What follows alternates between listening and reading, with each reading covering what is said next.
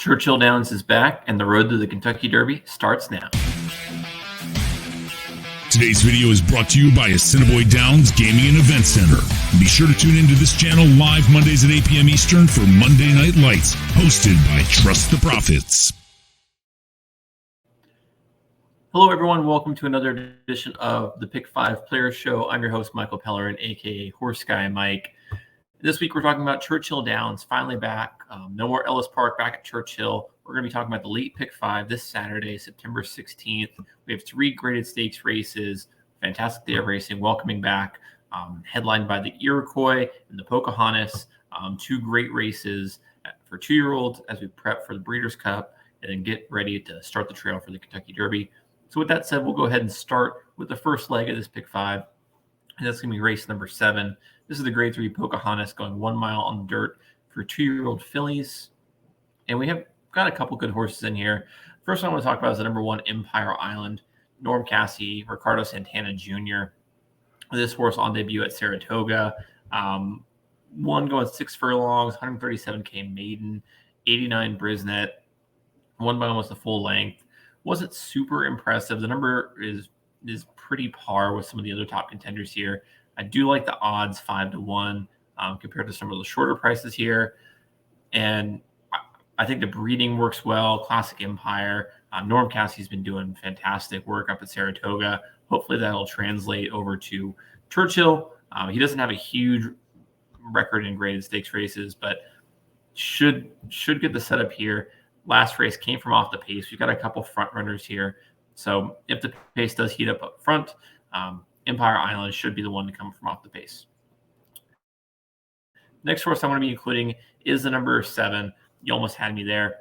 Tyler Gaffalione, Brad Cox. Brad Cox is one of the most successful traders in the country right now. Tyler Gaffalione has been absolutely on fire as of late. I think he's going to have a huge day on Saturday. I've got him in almost every single race in this sequence. You almost had me there. Had 2 really impressive wins right out of the gate. 97 Brisnet to start off, 92 Brisnet back in May at Churchill Downs for the first race with Brad Cox. Came back in that debutante at Ellis Park going 7 furlongs, stumbled at the gate. This is a horse that likes to get on the lead and go gate to wire, and stumbling out of the gate, wasn't able to settle into the position where she was really comfortable. Was sitting in 6th place, 5th place, couldn't get to the front. You see, she made up a ton of ground. I mean, she got all the way up to 3rd place by the time they hit the wire. So even against her style, she was still able to hit the board. I think if she can get a clean break here, look for her to get on the lead. Very dangerous going to gate to wire. So hopefully getting a better price here. She was under even money in that last race because of the 2 previous races. She's 2-1 here. So definitely worth the shot you're going to be taking. Some other ones, Vivi's Dream. It's another one. Was in the other debutante at Ellis Park. It was kind of confusing. There's 2 different debutante stakes that were both run at Ellis Park. And got an 87 Brisnet for that one. 2 back, got a 93 Brisnet on debut, winning by 6 furlongs, or winning by 6 lengths at Churchill. So she's pretty good. Brian Hernandez, Kenny McPeak. Kenny McPeak always does good on the Derby and Oaks Trail. So, and does really well in Kentucky. But I'm going to be leaving that one off, going with You Almost Had Me There as kind of my, chalky favorite, and Empire Island as a mid shot to get up and steal it from off the pace. Moving on to the next leg, we've got leg number 2. That's race number 8, 127K allowance going 1 mile on the turf for 3-year-old and up fillies and mares. Kind of a wide open race here. I've got 3 that I like. We're going to start with the number 4 horse. That's Grace Darling. Again, Tyler Gaffalione, Brian Lynch. This horse last ran in the Florida Oaks down at Tampa. Was never really involved. 10th place, 80 Brisnet. Was not impressive at all. Some of those horses that she lost to, Mission of Joy, pretty good horse, but just wasn't a part of it. And that was after coming off of a maiden victory at Gulfstream back in February. Before that was racing over in Ireland. So 2 races in Ireland, main breaking win at Gulfstream, and then Tampa into a grade 3. Might have been too much too soon. Had an extended layoff. So first race coming off of that layoff since March. 8-1 price. I think it's definitely worth including here. Gaff always does great on these kind of mid-price closers in turf races. So one I want to be including in here. Next up, we've got the number 6 horse. The number 6 horse, Empirical View. Julian Leparoux. This horse broke its maiden last out in September at Kentucky Downs. So coming off of a very short layoff, only essentially a 2-week turnaround.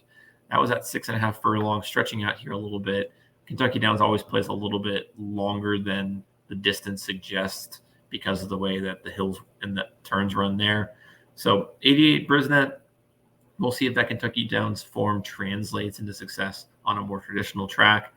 Usually it doesn't. It's kind of like if you're good at Kentucky Downs, you probably doesn't translate elsewhere.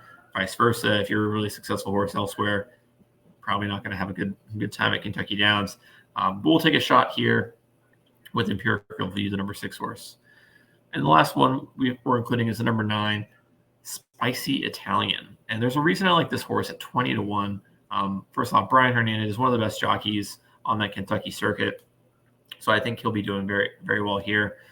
There's not a lot of speed in this race. There's only 3 E-style horses. One of them is being also eligible. And Spicy Italian looks to be the best of those E-style frontrunners. Last race out at Hawthorne was a 38K maiden.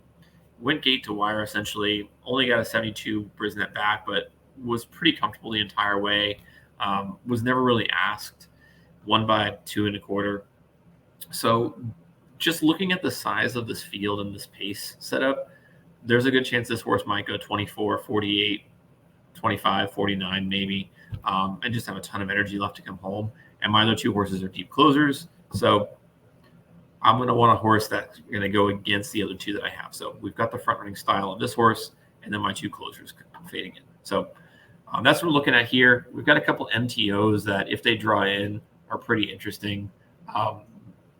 Varmlander is one of those E-style horses who likes to go gate to wire, so has only raced on dirt. So if it is an MTO race, come back. Varmlander is what I want to be including there. But for now, these are the 3 that we're going to have. Leg 3, race 9, the grade 3 Iroquois for a 2-year-old. It's going 1 mile on the dirt. This is the Kentucky Derby, first prep of the season, first points race. And we've got a really cool horse in this race, and that's the number 8, Risk It. Steve Asmussen, Tyler Gaffleone.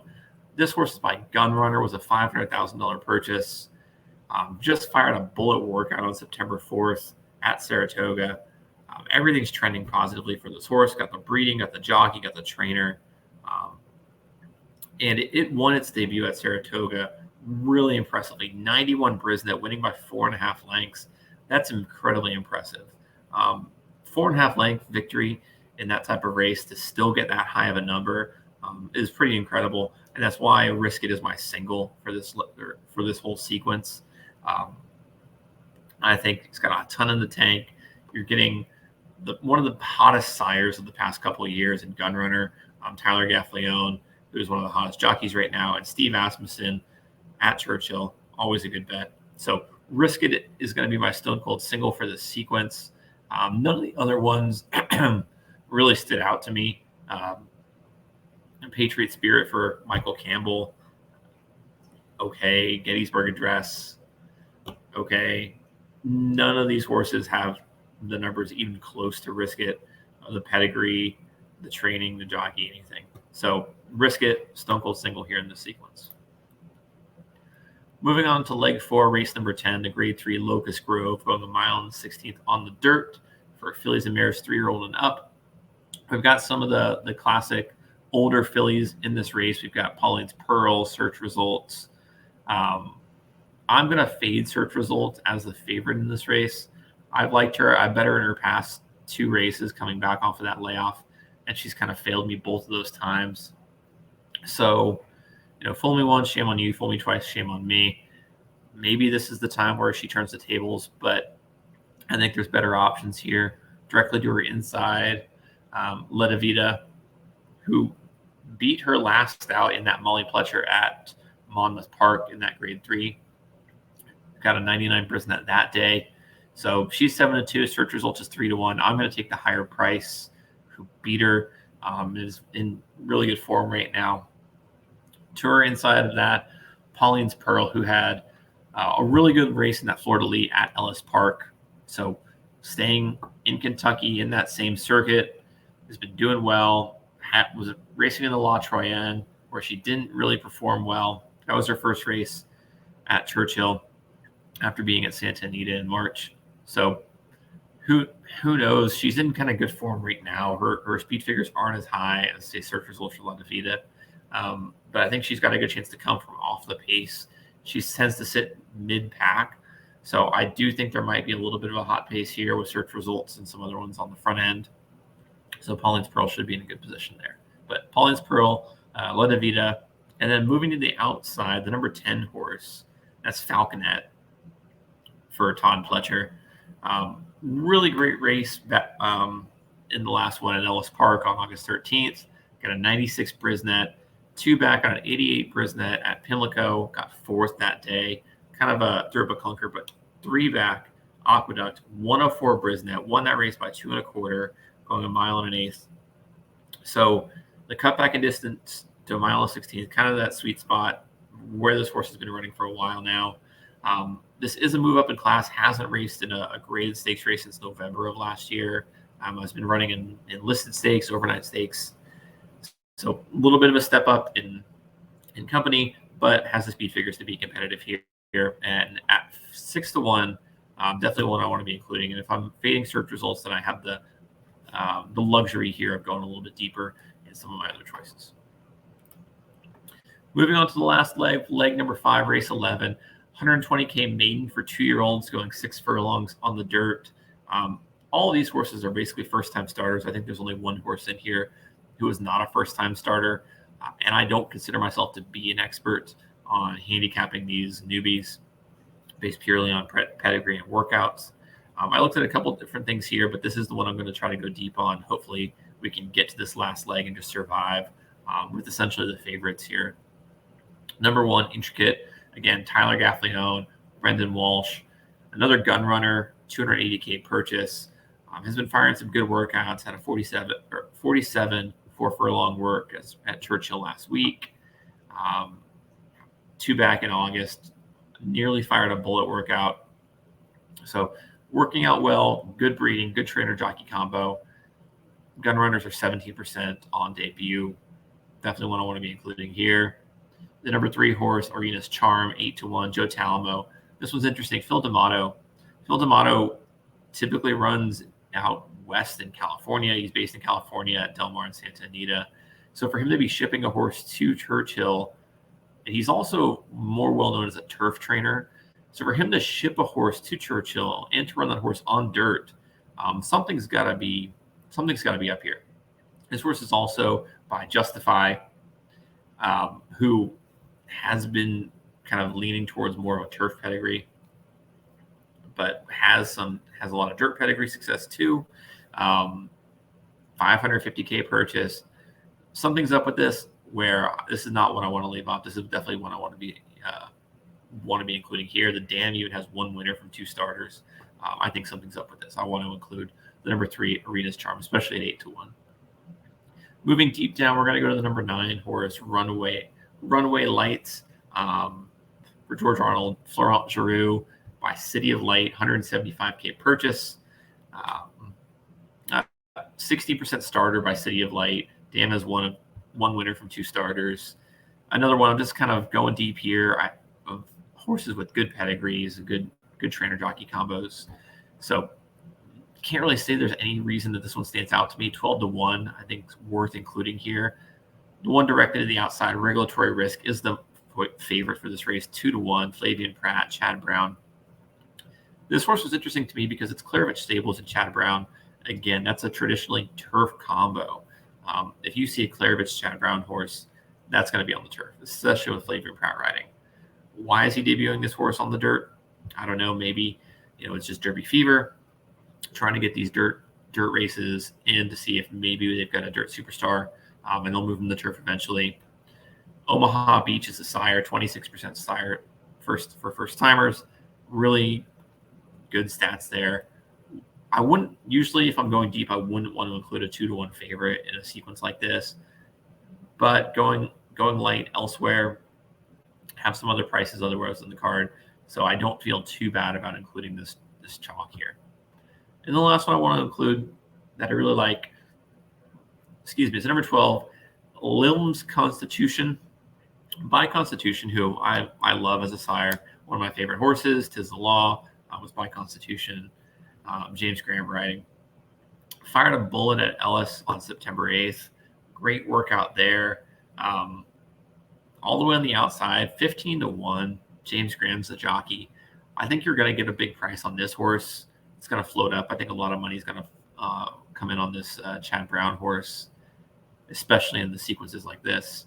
So I'm going to be including this horse. Just kind of a gut feeling. Nothing really, that I've seen from their works or their pedigree suggests that this shouldn't be a problem for them, or that this should be a problem for them.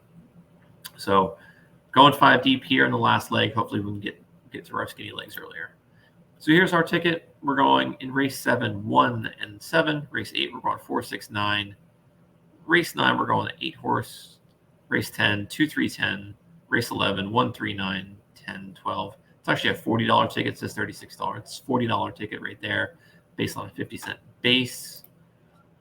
Good luck to everyone. We're super excited that Churchill's back, entering the later half of the year, getting ready for the Breeders' Cup coming up. A lot of these horses that are running here are going to be in the juvenile stakes and maybe the distaff. So prepping, hopefully, we're checking out their last races before them. So we'll see them in key form, training up for the Breeders' Cup. But good luck to everyone as you bet Churchill Downs this weekend.